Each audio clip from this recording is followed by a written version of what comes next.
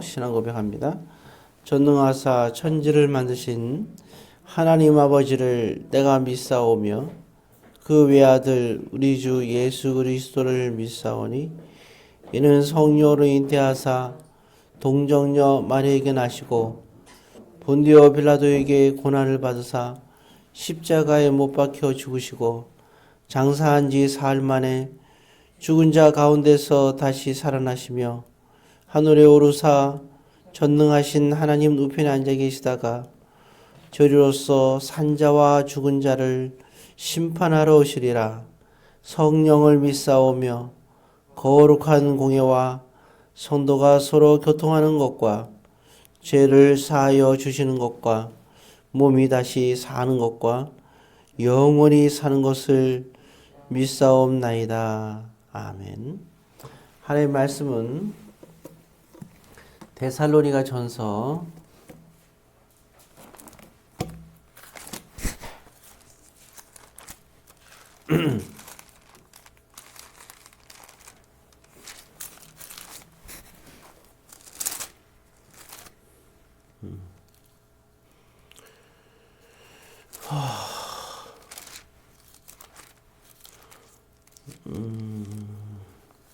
4장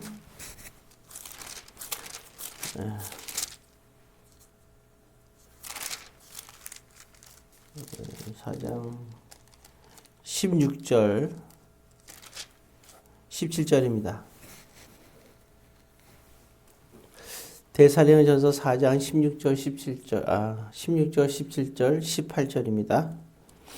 한 절씩 교독하는데 제가 16절 읽으면 여러분들이 17절 18절을 읽어주세요. 교독하겠습니다. 주께서 호령과 천사장의 소리와 하나님의 나팔 소리로 친히 하늘로부터 강림하시리니 그리스도 안에서 죽은 자들이 먼저 일어나고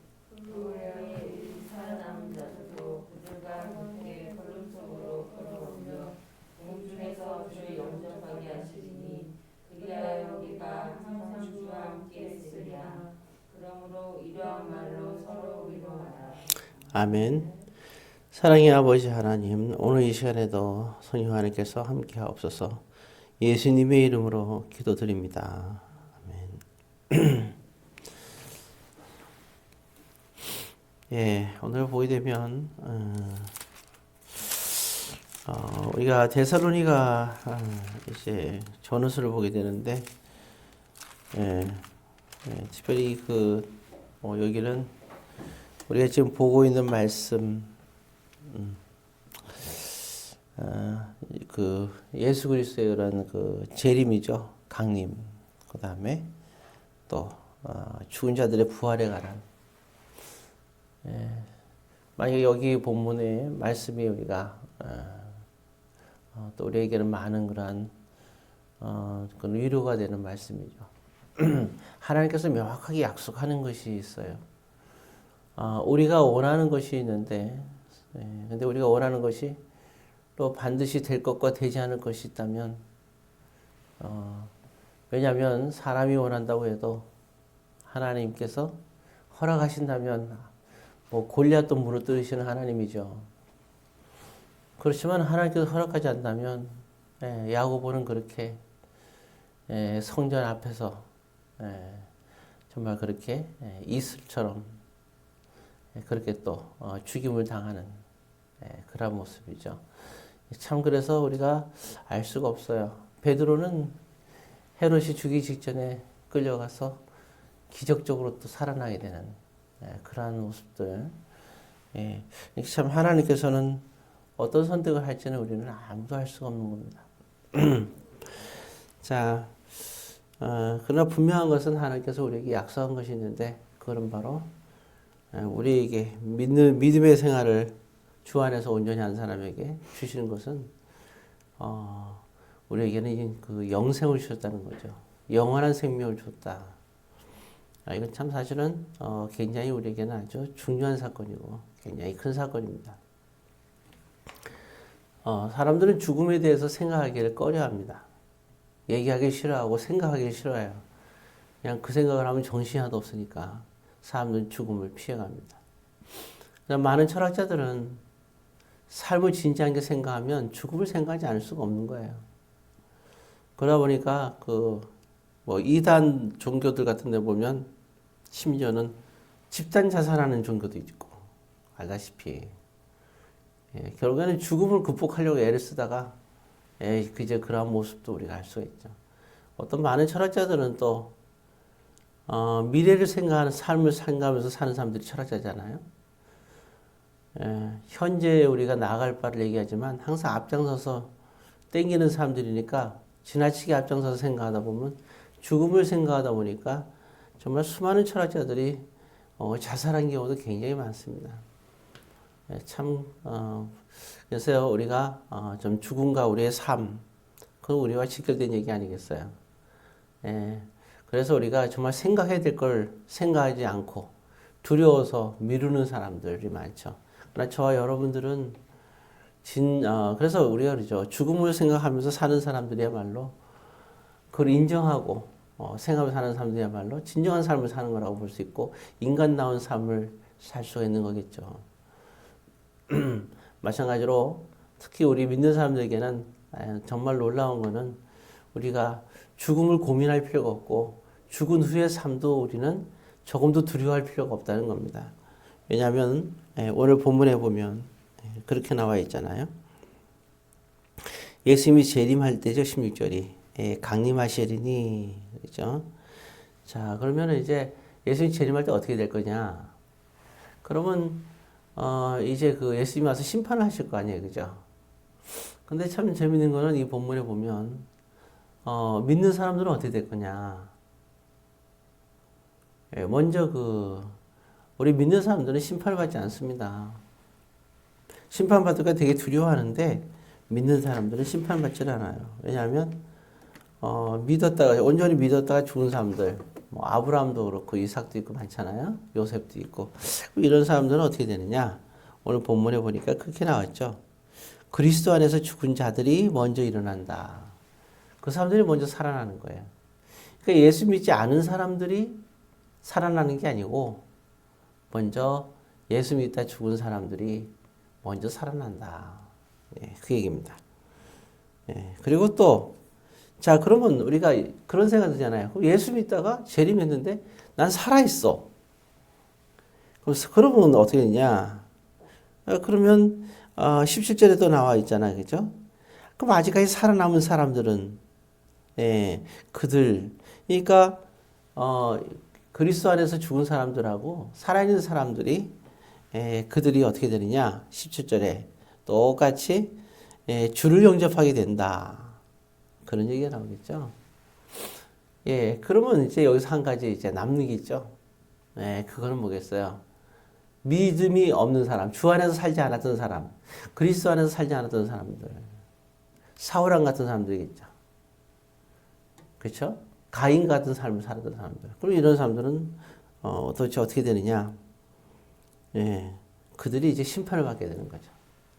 먼저 그러니까 믿는 자들, 죽었던 자들이나 살았던 자들이나 죽었던 자는 다시 살아나고 사는 사람들은 사는 상태로 주님과 함께 주님이 강림해서 오시면 같이 하는 거죠. 그리고 이제 심판은 결국에는 믿지 않는 사람들이 나중에 살아나서 심판받는 그리고 살아있다가 예수 안 믿은 사람들도 심판받는 참이 놀라운 거지. 이 비유가 바로 뭐냐면 거지 나사로 비유예요 이게. 결국에는 거지 나사로는 그리스도 안에서 살았던 사람이고 부자는 세상에서 정말 그리스도에 대한 영접, 자기가 죽은 후의 삶, 예수님의 재림과 심판을 믿지 않았던 그런 부자죠. 그 부자는 그런 마지막 날이 딱 됐을 때야 가슴을 치는 거죠. 얼마나 후회를 해요. 그렇지만 늦죠. 그리고 자기 친척들을 구원시키고 싶어 하는데 그 기회가 이제는 없는 거죠. 이미 모든 상황이 끝난 상황이다 이런 말을 볼 수 있어요. 18절에 보면 이러한 말로 서로 위로하라 그랬습니다. 이러한 말로 위로하라. 우리가 정말 세상 살면서 악인들로부터 혹은 사람들로부터 혹은 믿는 자들끼리까지도 또 우리가 신앙생활 하면서도 많이 어렵고 힘들잖아요. 그리고 또 악인들로 말미암아 어려운 일도 많이 당하고, 예, 또 가라지에 의해서 알곡들이 많이 힘들고 염소 때문에 양들이 많이 치임을 당하고 참, 예, 이러한 그런 많은 고난과 어려움 속에서의 삶. 가고 가다 보면 신앙생활 하다 보면 교회 다닌다는 사람들이 오히려 말을 황당하게 할 때가 많고 믿음 생활을 온전히 하는데 왜 그렇게 하냐고 또 막 그런 사람도 있어요, 그죠? 자기는 뭐 교회에서 어떤 심지어는 뭐 중직자, 뭐 자기는 장로다, 뭐 권사다, 아니면 뭐 목사다 그러는데 타이틀은 다 있어요. 그러면서 온전히 신앙생활 하려고 그러면 뭐 그렇게까지 하느냐, 그렇게 하는 게 아니다, 뭐 이렇게 굉장히 이제 이렇게 권위를 내세우죠. 믿지 않는 사람들은 또 보면 자기 나름대로 또 지식과 학식을 가지고 또 얘기를 하고, 예, 그런 많은 어려움들이 있어요. 예, 근데 우리가 한 가지 알아야 될 건 뭐냐면 결국에는 그 부자처럼, 예, 이렇게 마지막에 종말이, 예, 그들에게는 이제 이와 같이 주어진다는 거죠. 돌이킬 수 없는 후회를 자리에 들어가게 되는 거죠. 예, 그래서 예수님 말씀대로, 예, 그런 사람들은 뭐냐? 가라지예요, 가라지. 예, 그러니까 말씀에 어긋나서 말하는 사람들은 어느 누구도 우리는 인정할 수가 없어요. 정말 그리스도 안에 있다면 온전한 말씀 안에서 나아가는 거고, 온전한 말씀 안에서 우리가 고난을 받더라도 말씀 안에서 말씀에 순종하며 그 길을 걸어가야 됩니다. 그게 바로 좁은 문이라고 하는 거죠. 구원은 좁은 문에 있다. 뭐 꼭 그것이 넓고 좁고 뭐 이런 차원이 아니라 뭐 거치고 이런 부분보다도 저는 그렇게 생각해요. 세상을 봤을 때는 말씀에 순종하며 가는 삶이 비록 힘들고 어렵더라도 주님과 함께 동행하는 삶이고 주님의 형통하는 삶이라면 그거 참 얼마나 멋있는 삶이고 얼마나 기쁜 삶인가.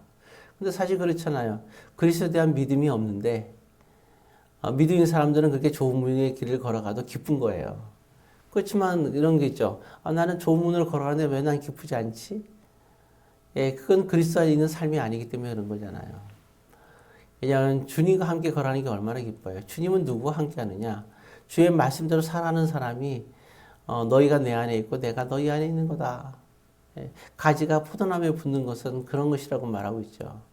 그래서 아브라함과 이삭이 정말 그리스도 안에서 그들이 살아가니까 그들은 늘 항상 주님과 함께 동행하는 삶을 살았던 거 아니에요? 그러니까 그들에겐 참 놀라운 축복의 삶일 뿐만 아니라 그들에게는 하루의 삶이 참 보람된 삶이죠. 노아도 마찬가지고. 예. 그래서 우리가 정말 오늘 우리도 하루 살아갈 때 믿지 않는 사람들은 도저히 납득이 안 가고 믿음이 없는 사람들은 납득이 안 가는 거예요. 왜 말씀대로 꼭 그렇게 살아야 되냐? 이 정도는 살지 않아도 되지 않느냐? 그렇게 얘기를 하잖아요. 왜? 그들은 그렇게 살아야 되니까. 기쁨이 없으니까. 그러나 우리는 그리스도 안에서 말씀에서 순종하면서 사는 삶이 주님과 동행하는 삶이고, 그리고 주님이 기뻐하시니까 그것이 곧 우리의 기쁨이 될 수 있어야 됩니다. 모쪼록 늘 항상 그리스도 안에서 살아가시길 바라고, 말씀에 순종하면서 사는 삶이 비록 세상적으로 험난하고 어려울지라도 그러나 그것이 얼마나 우리에게는 넘치는 생수와 같은, 우리가 주님이 주시는 생수를 마시는 삶, 그러한 귀한 삶을, 그리고 응답받는 삶을 사시기를 주의 이름으로 권면드립니다. 기도하겠습니다. 사랑의 아버지 하나님, 오늘 이 새벽에도 주님께서 인도하심을 감사드리고 오늘도 주의 말씀에 순종의 자리로 들어가서 하나님 주님과 함께 기쁨을 누릴 수 있는 축복된 삶을 살아가게 하여 주옵소서. 예수님의 이름으로 기도드립니다. 아멘.